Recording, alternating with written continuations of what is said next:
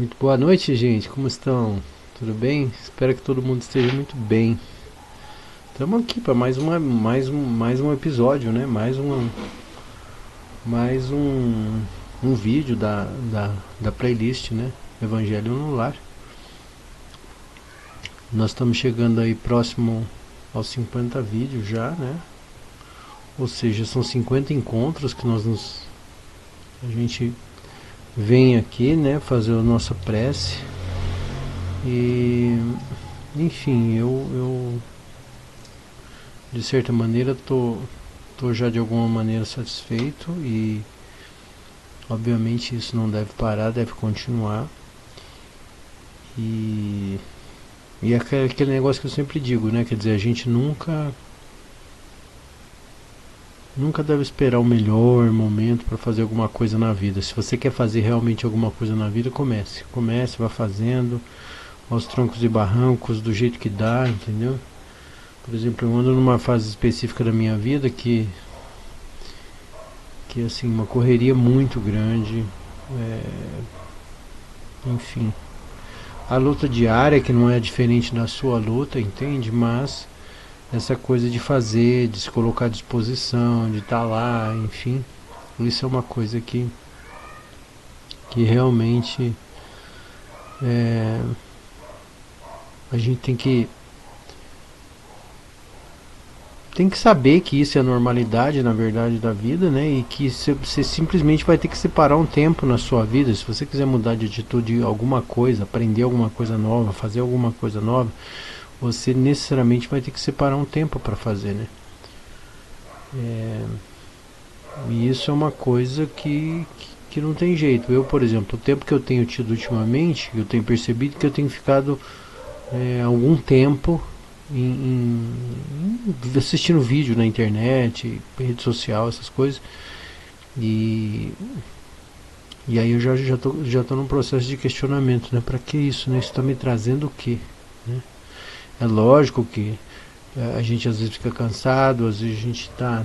A única coisa que a gente quer é só isso mesmo, né? É só distrair a cabeça em função do estresse, da dificuldade do dia a dia, mas enfim, né?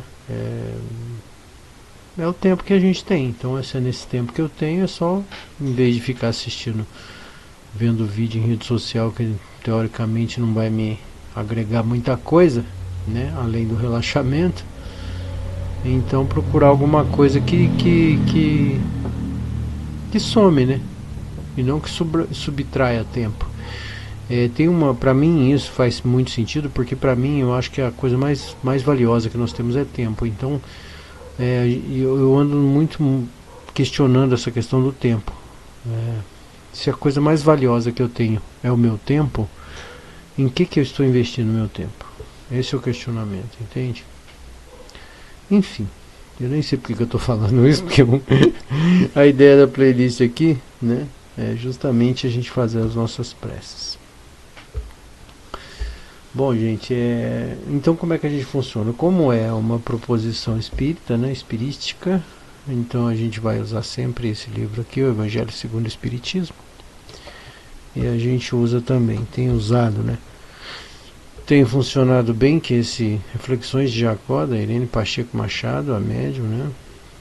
E a gente também tem usado esse livro aqui, que é um livro de inspirações do Sri Prembaba, né, Flor do Dia, que é um livro que eu acho muito legal também, porque às vezes ele coloca de uma maneira clara algumas coisas que a gente deveria refletir o tempo inteiro, né? E enfim, eu estou pensando aqui porque como né, a partir do momento que você tem algum tempo de sobra, vamos dizer assim, né, algum tempinho que te sobre, né, a gente começa a refletir sobre o que a gente está fazendo na vida, né? Então é muito louco, porque ao mesmo tempo que a gente tem a vida de trabalho, né, a vida de cuidar do corpo físico, né, a gente precisa tá tentando ficar um pouco mais desperto a respeito do que nós estamos fazendo aqui na Terra, né? Porque a vida não pode ser só pagar boleto, né? Cuidar do corpo e pagar boleto. Deve ter alguma coisa além, né? E aí a gente precisa estar o tempo inteiro se questionando para obviamente se colocar em direção de alguma coisa, né? Fazer alguma coisa, porque a cada dia a gente vai ficando mais velho, o tempo vai passando, né? As nossas forças vão diminuindo, que é proporcional ao envelhecimento do corpo físico, né? Enfim. Então aquela história. Tudo isso para dizer o seguinte: não fique esperando o melhor momento de fazer alguma coisa na sua vida. Se você tem uma ideia de fazer alguma coisa por você, faça. Simplesmente faça. Porque esse melhor momento não vai aparecer. É tudo junto e misturado. Sabe como é que é o negócio? Tudo junto e misturado. Vai acontecendo tudo junto e a gente vai se ajeitando, vai. Estou tentando colocar a música aqui, mas eu não sei por que cargas d'água. Claro, né? O som está desligado, então não vai funcionar. Acabei de ligar agora. Agora vamos baixar o som. Pronto, agora está tudo funcionando bonitinho, né? Mas é isso aí. Então a gente começa a nossa respiração, cujo objetivo é dilatar a nossa aura, né? E desprender um pouco das energias anímicas, né? A energia do animal. E a gente sempre respira em 3 etapas, que seria da seguinte maneira: a gente inspira, pausa, inspira de novo, segura e solta.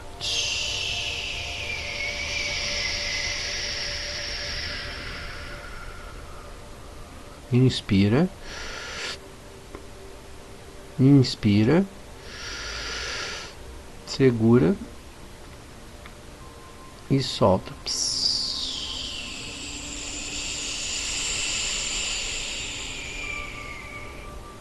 Inspira, inspira, segura e solta.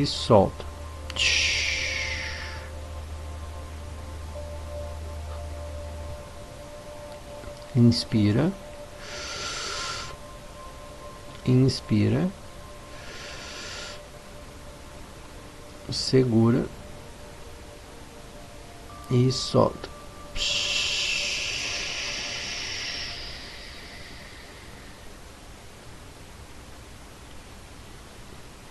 Inspira, inspira, segura e solta.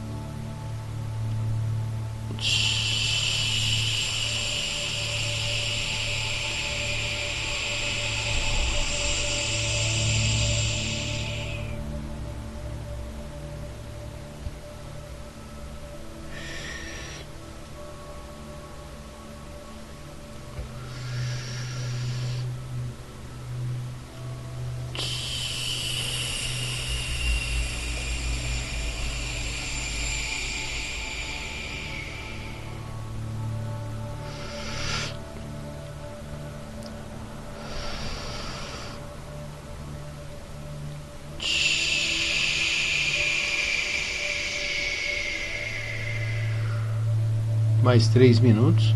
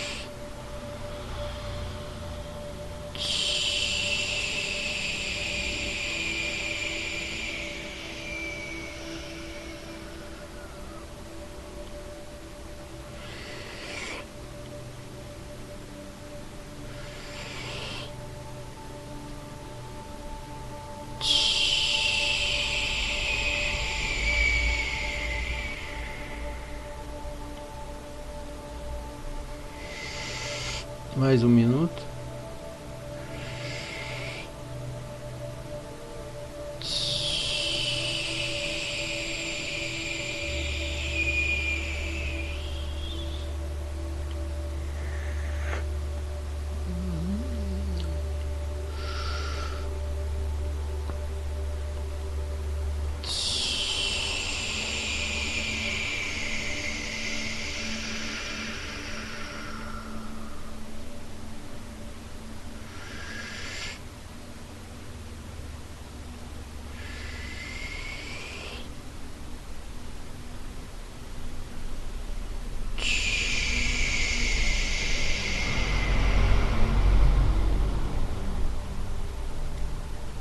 Então agora, a partir desse momento, a gente começa a evocação dos nossos amigos espirituais, né? Pedindo que esses nossos amigos estejam aqui com a gente a partir de agora. Então, obviamente, eles nos permitam fazer as nossas preces, orientando os nossos pensamentos, que esses nossos irmãos nos ajudem a entender claramente o sentido dessas leituras, e que elas possam ser verdadeiramente úteis na sua melhor acepção para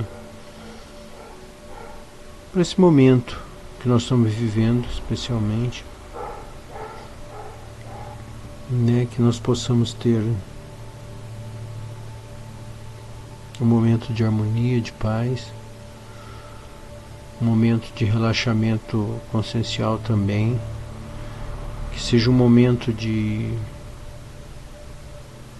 amor, de entendimento, de oração, que seja um momento de tranquilidade, a fim de que nós possamos acalmar as nossas consciências aguerridas pelo dia a dia, pelos problemas do dia a dia. Que seja um momento de bons acontecimentos e de paz. Que nós possamos estabelecer a melhor conexão entre as leituras, e que Jesus abençoe a todos nós, que assim seja. Graças a Deus. Pai nosso que estais nos céus, santificado seja o vosso nome.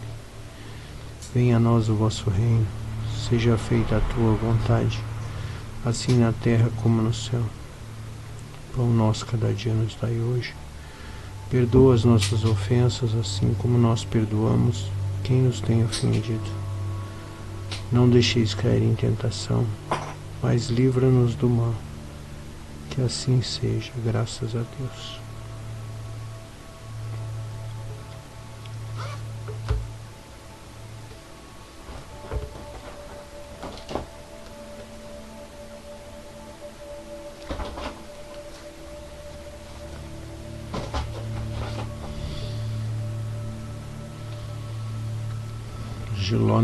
Giloneneu está impossível. Vem pra cá, vem. Vai, fica quietinho.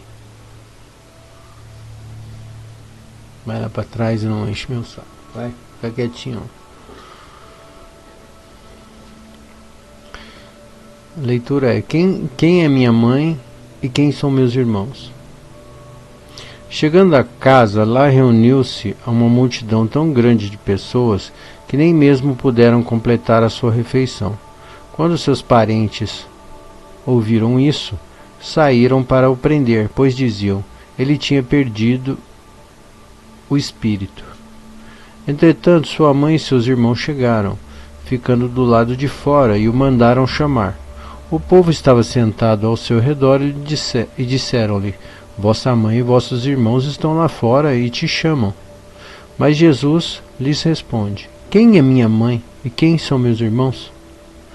E olhando para aqueles que estavam ao seu redor, eis aqui minha mãe e meus irmãos, pois quem quer que faça a vontade de Deus é meu irmão, minha irmã e minha mãe. Está no livro de Marcos, capítulo 3, versículo 20, 21, 31 a 35, e Mateus, capítulo 12, versículo 46 a 50.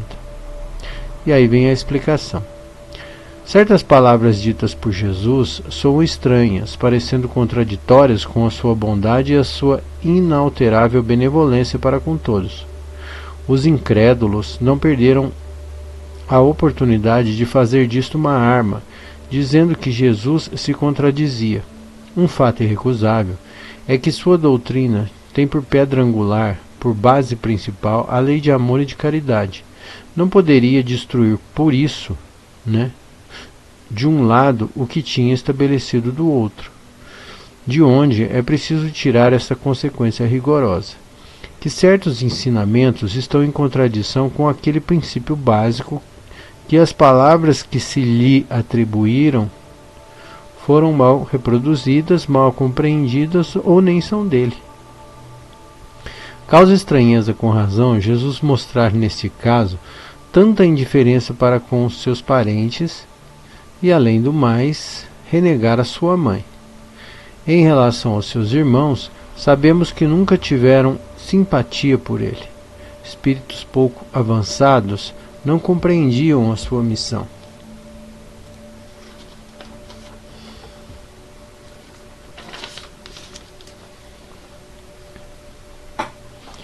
A conduta de Jesus, conforme entendiam, era esquisita e os seus ensinamentos não o tinham convencido, já que nenhum deles tornou-se o seu discípulo.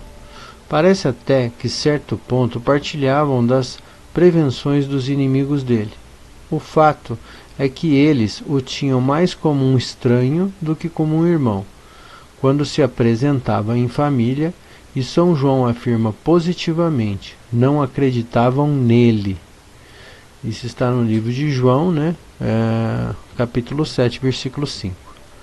Quanto à sua mãe, ninguém poderá contestar a ternura para com o filho, mas é preciso deixar claro que também ela parecia não fazer uma ideia muito exata da sua missão, pois, ao que se sabe, nunca seguiu seus ensinamentos, nem lhes deu testemunho, como fez João Batista.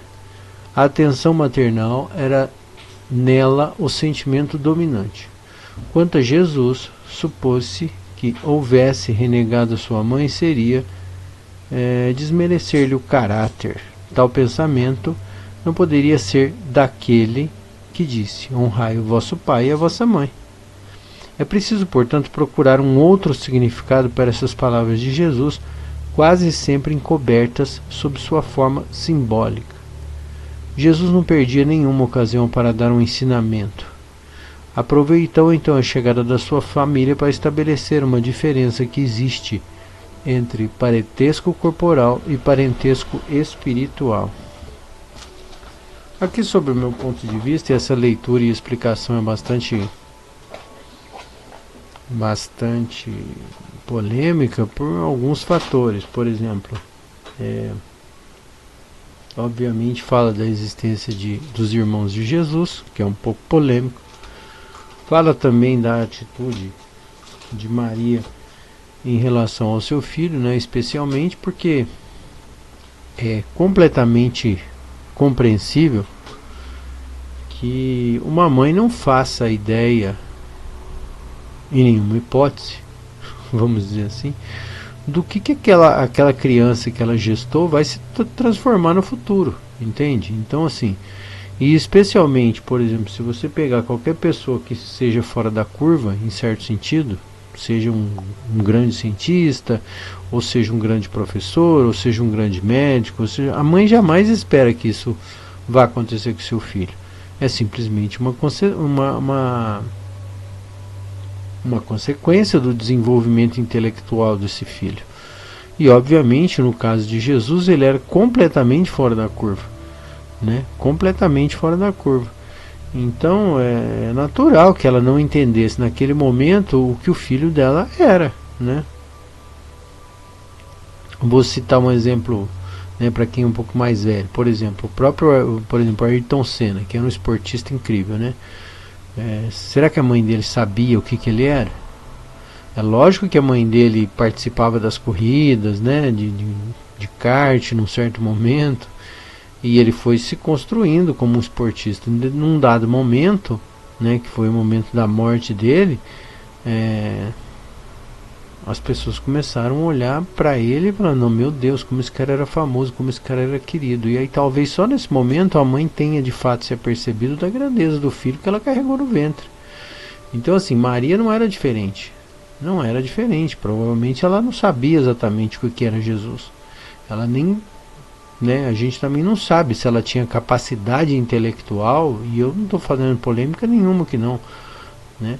A gente não sabe se ela tinha capacidade intelectual para entender a grandeza, né? Porque existem casos, a gente sabe que existem pessoas, né, que realmente tem uma capacidade, um universo. Não vou dizer que a pessoa seja limitada intelectualmente, mas a pessoa não tem universo para entender o que vai acontecer. Simplesmente, quantos gênios não nasceram de mães muito simples, pais muito simples, né? Quantos gênios na humanidade não saíram, né? Então, às vezes, grandes cientistas que tiveram pais que não sabiam nem ler nem escrever, né? Aí você fala assim, quer dizer, seres que são completamente fora da curva. E aí, natural que a mãe não fizesse ideia, como eu já disse, de quem era a pessoa de Jesus. E essa leitura, obviamente, ela é muito polêmica, mas se você tenta sacralizar a imagem de Jesus homem, né, criando uma vamos dizer assim, uma carapaça santificada em volta de Jesus, e não que ele não mereça, não é isso, mas se você tenta sacralizar essa imagem, entendeu? Aí a gente começa a entrar num lugar perigoso, né? Porque eu acho que até mesmo, né, as informações e as leituras que nós temos a respeito de Jesus, elas têm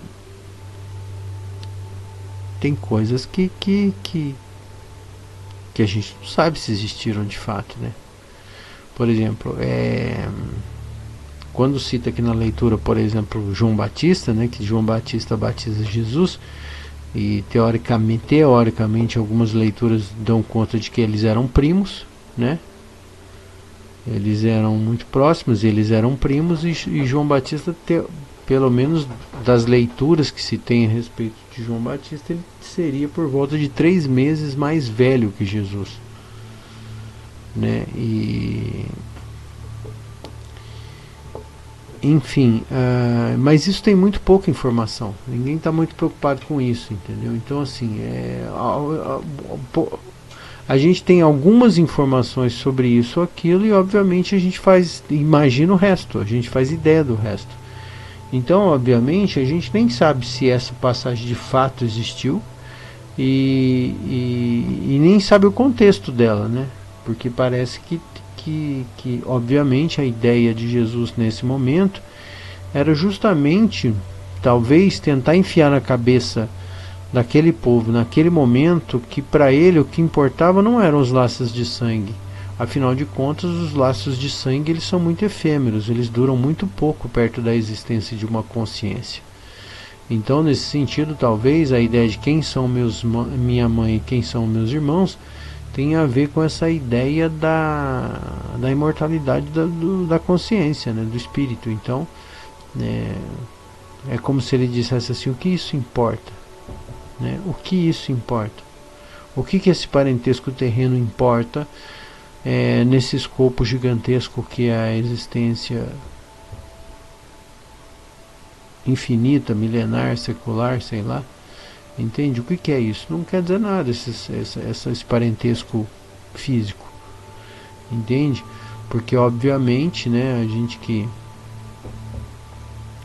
entende esse processo de vida e morte, vida, renascimento, morte, vida, e por aí vai, a gente sabe que existem os grupokarmas, e a afinidade dos espíritos acontecem muito antes lá no plano espiritual, e depois, na maioria das vezes, isso não é uma regra, mas na maioria das vezes, essas preferências conscienciais que existem nos outros planos de existência, elas vêm se manifestar na Terra com certo grau de parentesco. Então, assim, o que eu quero dizer, simplificando, é que na maioria das vezes os grupos estão evoluindo em família, em grupos, né?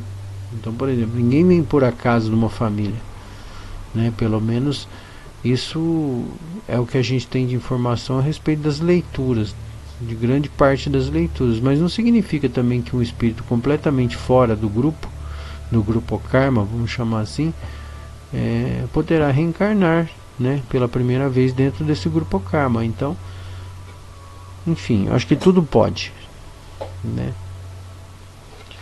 A questão toda, eu acho que aí cada um tem a sua opinião e tal, mas acho que é importante a gente deixar bem claro aqui é o seguinte, é que a gente precisa questionar o que a gente está lendo. A gente precisa questionar, né? O que isso quer dizer de fato. Eu acho que a única coisa de bom senso que tem nessa leitura de fato é que é bem isso. Jesus não perdia a chance de ensinar, né? E talvez nós não estejamos entendendo o contexto dessas falas de Jesus dentro dessa leitura. Mas é óbvio que se tratava de uma coisa completamente pertinente naquele momento, porque Jesus era um cara sagaz, ele era um cara que estava muito mais à frente do tempo, daquele tempo que ele veio encarnar aqui no planeta. Então é óbvio que, ainda que a gente não entenda completamente, né, ele jamais perderia a oportunidade de ensinar, como diz aqui na leitura. Eu acho que é isso que a gente tem que, né, se atentar a isso. E de fato o que fica da leitura é quem é minha mãe, quem são meus irmãos, né? E aí, nesse sentido, a gente pensa o seguinte, que obviamente, né, a gente prefere que os nossos irmãos sejam as pessoas que a gente gosta. Mas nas famílias, nem sempre a gente gosta dos nossos irmãos, né? O que eu quero dizer com isso é que a gente pode escolher uma família espiritual, obviamente, né, uma família que a gente escolhe, que são as pessoas mais chegadas, os amigos, às vezes até parentes com laços de sangue, tudo, pessoas que a gente prefere, né? E outras que a gente tenta preferir. Por exemplo, um colega de trabalho, uma colega de trabalho, que são uma pessoa que afiniza muito com a gente, beleza, né? A gente pelo menos imagina que esses sejam a nossa família espiritual. Mas de fato, todos estamos irmanados. Todos estamos irmanados. Por quê? Porque os desafios do plano terreno, né, a vida é uma escola. A nossa vida aqui é uma escola. Então a gente não tem que ficar muito impressionado com as incapacidades das pessoas. Isso é o normal. As pessoas estão aqui porque elas precisam estar aqui. Então isso aqui é uma terra de louco, isso aqui é um umbral, isso aqui é um lugar onde a gente vai passar por desafios graves às vezes em relação ao comportamento das pessoas. E isso é o normal, entendeu? O problema é que na maioria das vezes a gente,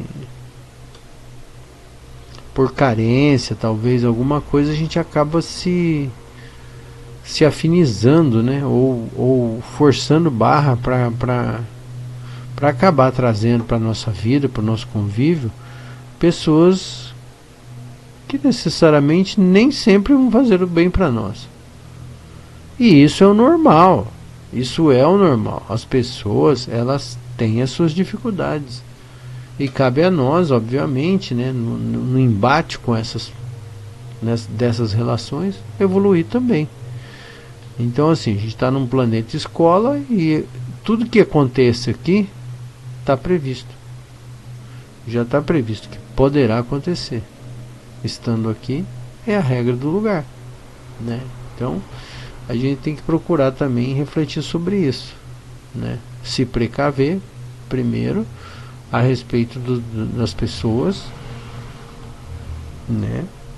Se precaver a respeito das pessoas, cuidar de si mesmo, né, e na medida do possível ajudar o outro, né, porque todos nós temos limitações, todos nós temos dificuldades e de um modo ou de outro, né, isso aqui é a normalidade. Então, nesse sentido, todos nós estamos irmanados nessa mesma energia, né. Simplificando tudo, Meu pai falava uma coisa assim, ó, ninguém é bobo. Meu pai sempre falava isso, ninguém é bobo. E eu acho que o sentido real disso é, olha, se a gente está na Terra, a gente está vibrando numa faixa que é necessário que a gente esteja aqui. Nós somos seres imortais. Então, se a gente está aqui é porque a gente precisa estar aqui. A gente se afinizou com esse lugar aqui. Entendeu? Então, quem são a minha mão? Quem é minha mãe? Quem são meus irmãos? São todas as pessoas que estão aqui. Nós estamos irmanados. Não tem jeito. Por mais que você queira fugir fora da curva, você continua precisando evoluir alguma coisa aqui na Terra. E obviamente não tem a ver com posto, com função social, nada disso. Provavelmente são questões emocionais que precisam ser lapidadas. Essa é a minha opinião. Tá? Enfim. Me estendi um pouco aqui porque realmente é muito ambígua a leitura desse texto. E eu gostaria a partir disso que nós fizéssemos uma egrégora aqui, porque nessa primeira parte a gente sempre faz uma prece de cunho público, vamos dizer assim, né? E eu gostaria que nós pedíssemos, né, pelos nossos irmãos da Venezuela, especialmente. Por quê? Nós estamos vivendo uma série de conflitos no mundo inteiro, né? E agora esse maluco aí, presidente da Venezuela, parece que tá querendo arrumar um jeito de fazer encrenca aí. Nem sei se vai rolar esse conflito, mas a tensão tá aumentando aí na fronteira com o Brasil, né? E no fim a gente nem sabe por que essa tensão está subindo, porque motivo real eu acredito que nem exista. O fato é que por uma guerra de ego, de presidente e tal, esse tipo de coisa, esses malucos acabam se degladiando. E quem vão morrer são pessoas inocentes, né? Pessoas subordinadas ao regime militar, né? E que obviamente terão que combater e terão que se degladiar. E obviamente são jovens, né, que vão movidos aí pelo ego, pela testosterona, pelo monte de fatores aí, vão acabar. Deus queira que não aconteça isso, mas tem possibilidade de acontecer um conflito e esses jovens se degladiarem, que eu acho uma estupidez sem tamanho. E obviamente serão pessoas inocentes que vão se ferir nesse conflito, né, se ele acontecer. Então eu gostaria que nós pedíssemos justamente pelos nossos irmãos, para que os ânimos se apaziguem, que ninguém deixe se mergulhar, né? Ninguém mergulhe nessa energia de violência, que não, literalmente não leva a lugar nenhum, né? E enfim, essa é a ideia, tá bom? Então que a gente possa pedir aos nossos amigos espirituais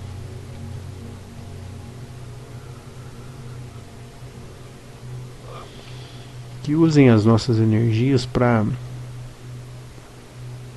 destituir essa ideia de confronto, de combate, de propriedade, porque de fato os verdadeiros causadores desse conflito não estarão nas linhas de frente, né? Que esses nossos jovens tenham calma, que os políticos possam receber também uma energia de apaziguação, de tranquilidade, a fim de que não criem uma situação de desgaste, de combate, de violência, porque decididamente isso não é bom para ninguém. Então que os nossos bons amigos Usem essas energias a fim de poder apaziguar a situação. Pai nosso que estais nos céus, santificado seja o vosso nome, venha a nós o vosso reino. Seja feita a tua vontade, assim na terra como nos céus. O pão nosso cada dia nos dai hoje. Perdoa as nossas ofensas, assim como nós perdoamos a quem nos tem ofendido.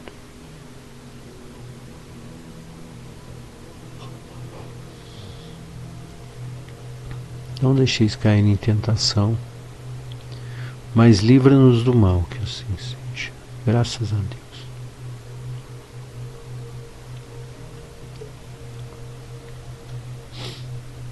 A esse respeito comenta o espírito de Jacó. Pergunta-me, querida, como posso ajudá-la a compreender e aceitar as críticas e ofensas?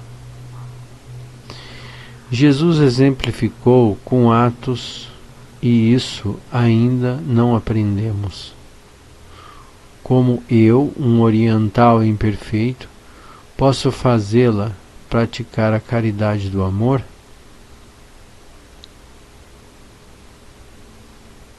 Irmã, pergunta-me como devemos proceder num grupo. Ame-o, primeiro. Segundo, respeite-o. Terceiro, converse pouco. Quarto, saiba ouvir. Quinto, fuja de discussões. Sexto, seja humilde.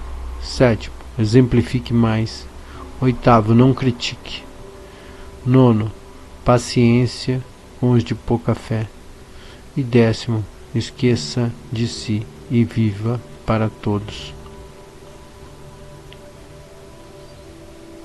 Que é, obviamente, né, que essa leitura faz a gente refletir que não adianta você ficar pensando, elucubrando, engendrando, né, tudo funcionando na sua cabeça, em termos ideais, né, se você não se coloca à disposição, se você não vai lá fisicamente, prontamente faz alguma coisa em prol daquilo que você está pensando, né? Então, por exemplo, vou dar um exemplo chulo.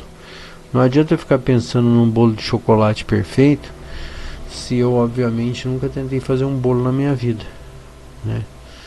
Então, assim, ainda eu posso fazer um bolinho lá, tentar fazer um bolo de chocolate, e aí, obviamente, vai sair algum resultado físico, que é diferente de eu imaginar um bolo perfeito de chocolate, mas eu jamais vou ter oportunidade de sentir o gosto desse bolo, porque ele só existe na minha mente. Ele é perfeito, ele é irretocável, mas não existe. Então, obviamente, a gente precisa se colocar em direção da feitura, da realização, né? Porque quando isso acontece é que a gente decididamente consegue concretizar, vamos dizer assim, as nossas ideias, as nossas atitudes, as nossas certezas, os nossos empreendimentos. E aí, então, agora, a partir de agora, a gente pode começar a pensar então nas nossas dificuldades e pedir para os bons amigos que acolham os nossos pedidos, a fim de que a gente possa também ser atendido dos nossos pedidos, né? Então a gente espalma a mão e pede aos bons amigos da boa espiritualidade que acolham os nossos pedidos, permitindo que nós fortaleçamos a nossa atitude, que a gente possa praticar mais aquilo que acreditamos, em prol de nós mesmos primeiro, para que nós nos satisfazendo, sejamos felizes, porque estando felizes teremos melhores chances de tentar fazer as outras pessoas felizes. Então, que Isso também tem uma função curadora, curativa, né? Porque quando nós nos sentirmos bem, nós gostaremoz, né, de fazer o outro sentir bem. E aí, obviamente, nós vamos evoluir mais rápido.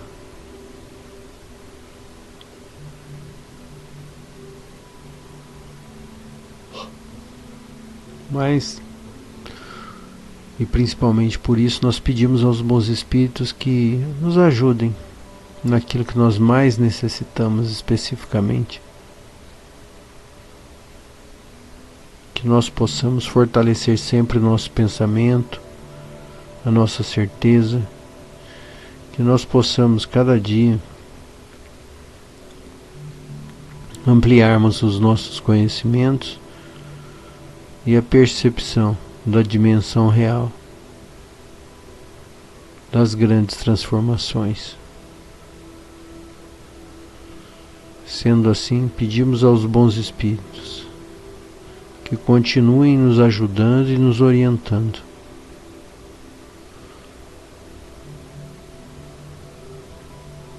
Que Jesus abençoe a todos nós. Pai nosso que estais nos céus, santificado seja o vosso nome. Venha a nós o vosso reino e seja feita a tua vontade, assim na terra como no céu. Pão nosso cada dia nos dai hoje, perdoa as nossas ofensas, assim como nós perdoamos quem nos tem ofendido. Não deixeis cair em tentação, mas livra-nos do mal, que assim seja. Graças a Deus.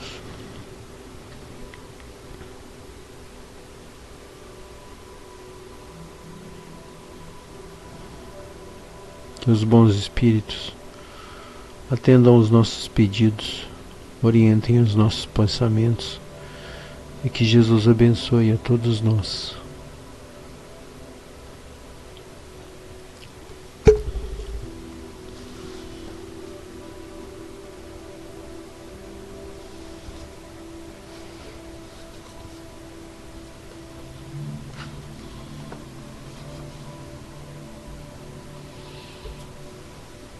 E aí vem aqui, você é um oceano. A sensação de separação faz parte da natureza desse plano da existência na qual estamos vivendo a experiência da individualidade através do ego. Vou repetir. A sensação de separação faz parte da natureza desse plano da existência da qual estamos vivendo a experiência da individualidade através do ego. O ego é como uma gota de água que está separada do oceano. Estando separada, ela não se sente pertencente e desconhece que a sua própria essência é o oceano. Assim é a entidade humana em evolução.